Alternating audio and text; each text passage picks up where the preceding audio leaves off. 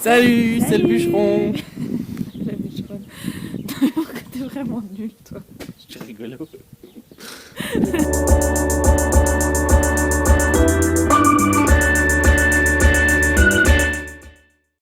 Alors hier, on a préparé nos patrons avec des morceaux de carton. Donc ça c'est notre lanterneau qui va venir là. Et on a déjà tracé les traits et on va commencer par faire les trous aux quatre coins. Voilà. Comme ça après on pourra monter sur le toit et faire la découpe du lanterneau. Et après il y a la fenêtre qui va venir ici, à peu près. Voilà.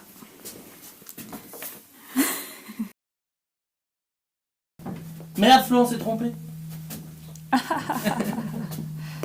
Je fais des trous, des petits trous, encore des petits trous, des petits trous, des petits trous, toujours des petits trous, des trous de seconde classe, des trous de première classe. Je fais des trous, des petits trous, encore des petits trous, des petits trous, des petits trous, toujours des petits trous, des petits trous. Je fais des trous, des petits trous, encore des petits trous, des petits trous, des petits trous, toujours des petits trous, des trous de seconde classe, des trous de première classe. Je fais des trous, des petits trous, encore des petits trous, des petits trous, des petits trous, toujours des petits trous, des petits trous. Je fais des trous, des petits trous, encore des petits trous, des petits trous, des petits trous, toujours des petits trous, des trous de seconde classe, des trous de première classe. Je fais des trous, des petits trous, encore des petits trous, des petits trous, des petits trous, toujours des petits trous. J'ai réussi! Je sais pas si c'est bien fait, mais j'ai réussi!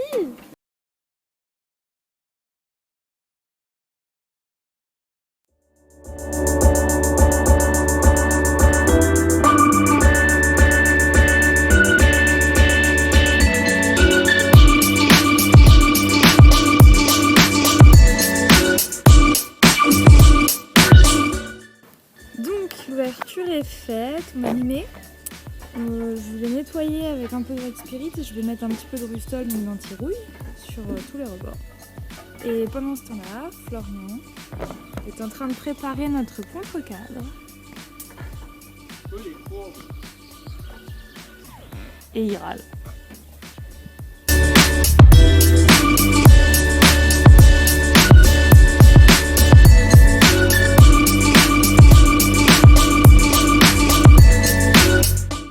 Alors, on s'est un peu légèrement d'un millimètre raté sur le contre-cadre à cause des petites inserts de vis. En fait, ce qui nous manque, on est bon par rapport au bord, mais on passe pas là. Du coup, bon, on a fait un peu de repérage. Là, on tombe en face. On a juste limé un peu avec cette petite lime pour pouvoir passer.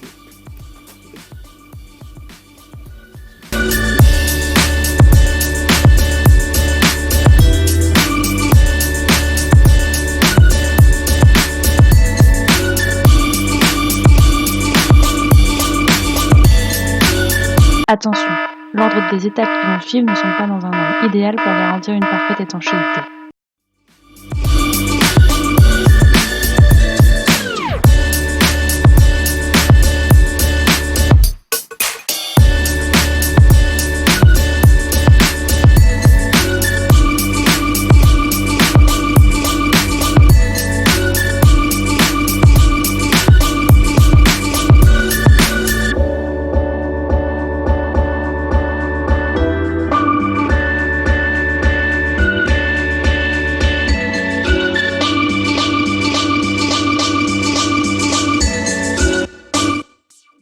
Sur un échec de cadre, de contre-cadre.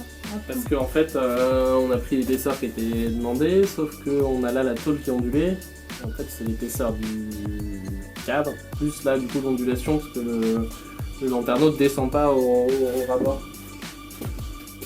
Donc on est trop épais et il faut qu'on prenne d'autres tasseaux. Donc comme on avait prévu de faire l'autre fenêtre avant d'utiliser nos 3 cartouches Jessica juste pour le lanterneau, on avait acheté des tasseaux pour faire la fenêtre plus petite. Donc on va essayer de voir si ça va avec ça.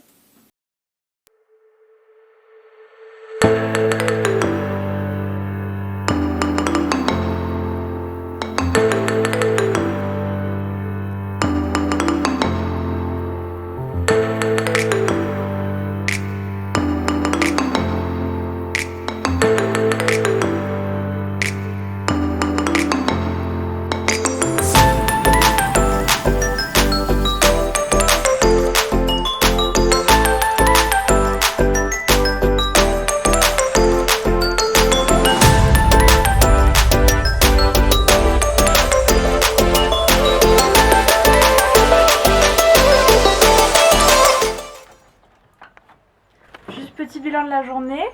On a parce fait que ça. Voilà, on a fait que ça. On a utilisé 3 cartouches de Sika.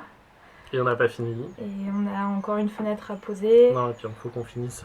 Et puis il faut qu'on lisse un peu l'extérieur parce que pour l'instant c'est un vrai travail de cochon.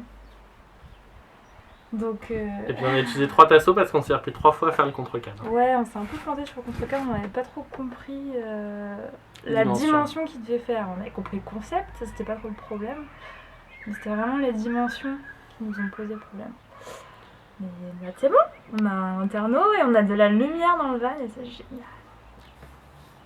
Moi j'ai pris le temps de vous raconter ça parce qu'arrive le moment où la honte tombe sur moi. On a bâché Jimmy parce qu'il pleut très fort et qu'on n'a pas fini le lanterneau. Sa première capette. Il pleut. Ça fuit.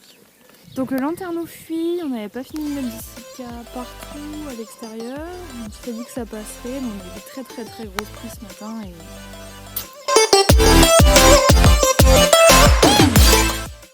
Round 2 pour le Sika aujourd'hui, on va essayer de colmater la fuite qu'on a eue. Donc mercredi j'étais gros intempéries.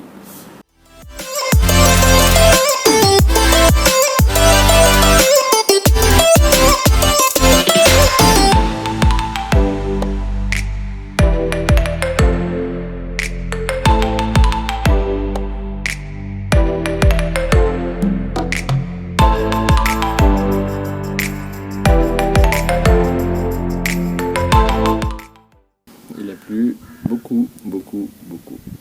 Du coup, on avait fait une deuxième passe avec le joint. Et en fin de compte, hier, on a pris le camion alors qu'il avait bien plu. Et en rentrant dedans, on s'est dit chouette, ça fuit pas, il n'y a rien. Sauf qu'après avoir roulé un peu. Et bah. Donc on va essayer de retirer les charnières aujourd'hui. Et de voir si c'est bien bouché ou pas. Et puis on remettra de toute façon un peu de Sika. Et on attendra la prochaine pluie pour voir ce qui se passe.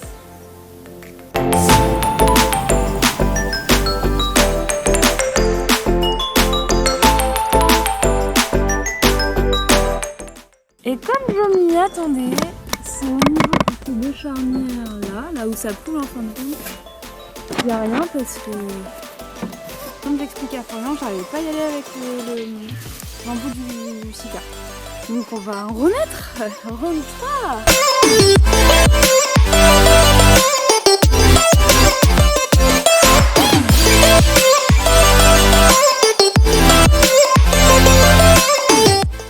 Au final, notre lanterneau est étanche et fonctionnel. Mais pour vous éviter les mêmes mésaventures que nous, voici l'ordre des étapes que nous vous conseillons de suivre. Commencez par le contre-cadre que vous collerez avec du Sika contre la paroi et vous ferez pression avec des serre-joints pour assurer un bon collage. Et comme nous, votre lanterneau ne se visse pas. Préparez le joint dans l'emplacement prévu à cet effet à l'aide du Sika, puis placez votre lanterneau. Et pour finir, réalisez le joint extérieur.